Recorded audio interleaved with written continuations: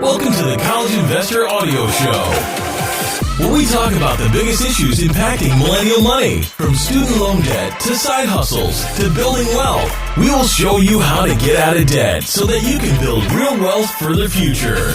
How much money for retirement do I really need? That is the question we get a lot, and we provide some answers today. Welcome to the show. First, a quick word from our sponsor. A credit union that offers Bitcoin? Give me 5. For a limited time only, get $5 of free Bitcoin through the Southland Credit Union app. Enrollment is quick and easy. There's no hidden fees, and you can conveniently fund Bitcoin purchases directly from a Southland account. Claim your free crypto today by going to thecollegeinvestor.com/Southland. Bitcoin accounts and services provided by NYDIG. Not NCUA insured. Restrictions apply to Bitcoin bonus. See terms. And don't forget to check out thecollegeinvestor.com/Southland to sign up. All right, so many people wonder just how much money they actually need to retire. In fact, it's actually one of the most common questions people ask in regards to retirement. However, it may not be the easiest question to answer, as there are so many variables. On top of that, not all of the variables are always known.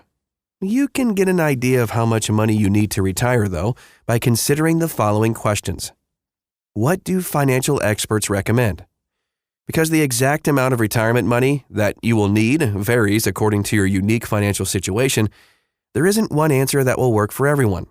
Instead, many financial experts offer a variety of different guidelines, and if you search the internet for answers to the question of how much money do I need to retire, you might find advice like the following. A certain percentage of your annual pre-retirement income in the year before you retire, kind of like 80%, 90%, maybe even 70%. $1 million, $1.5 million, $2 million, 12 times your pre-retirement salary, 10 times, 15 times, etc. And as you can see, there are a wide variety of opinions, which speaks more to the fact that there isn't an easy answer for this question. It's going to be working for everyone. So, how much money do I need is actually the wrong question. In fact, when you ask how much money do I need to retire, you may be asking the wrong question. When you retire, it really doesn't matter how much money you have in the bank. What matters is how much income, usually measured as monthly income, your assets can produce. There are 2 main categories for generating income in retirement: investment income and passive income. Investment income in retirement. The first way to generate income in retirement is money from any investments that you have. This could be money from a taxable investment account or maybe a retirement account like an IRA. You take a certain percentage of your assets out of your account each year to live on, known as the withdrawal rate. There is different advice on what is a safe withdrawal rate depending on how aggressive you want to be. If you want to live on $40,000 a year with a 4% withdrawal rate, you will need $1 million. If you use a more conservative 3.3% withdrawal rate, you'll need $1,212,121. As you can see, your choice of a withdrawal rate that works for you can have a big impact on how much money you need for retirement. Passive income in retirement. Another source of income in retirement is passive income generated from different assets, investments, and activities. One of the most common passive income sources in retirement is real estate, usually rental income, but there are many ways to generate passive income. Dividend stocks, income from a blog, or royalties from a published book are all ways to generate passive income. Every dollar that you earn each month from passive income is $1 less that your investments need to generate. So what are your current expenses?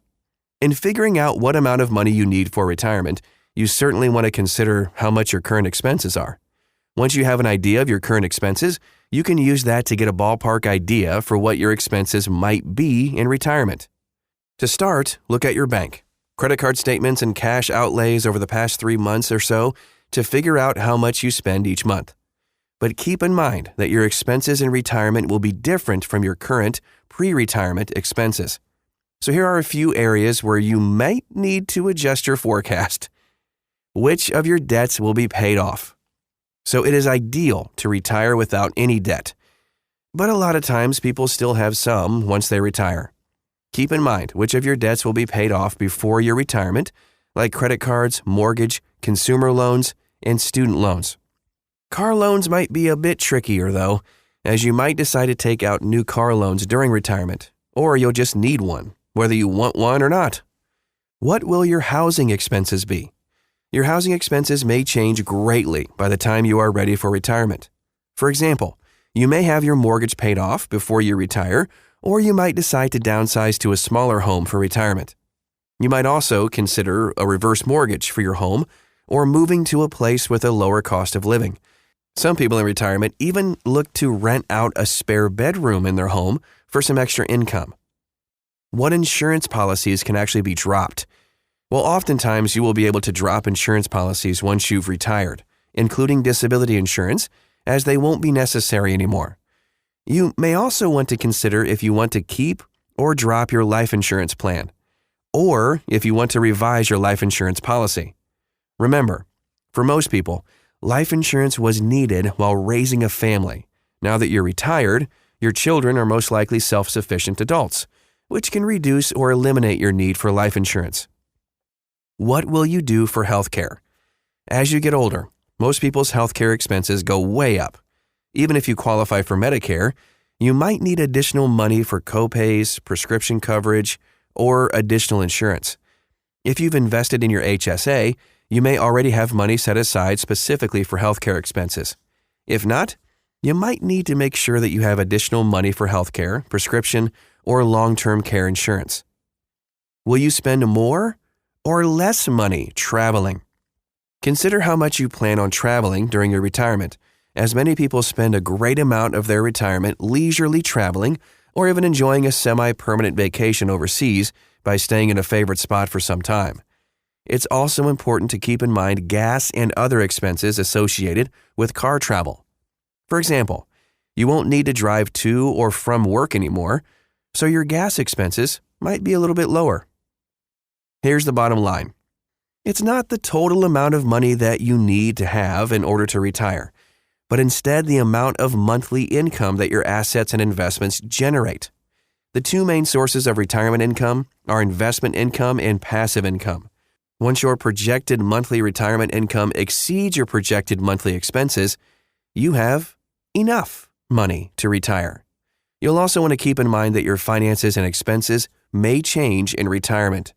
It's wise to make sure you have a bit of cushion, because you don't want to have to unretire due to running out of money. Always have a plan in place. And that is our show for today. If you want to dive in deeper, find some more resources on what you can do, and really great advice on investing, check out thecollegeinvestor.com. Thanks again for stopping by today, and we'll talk to you again real soon.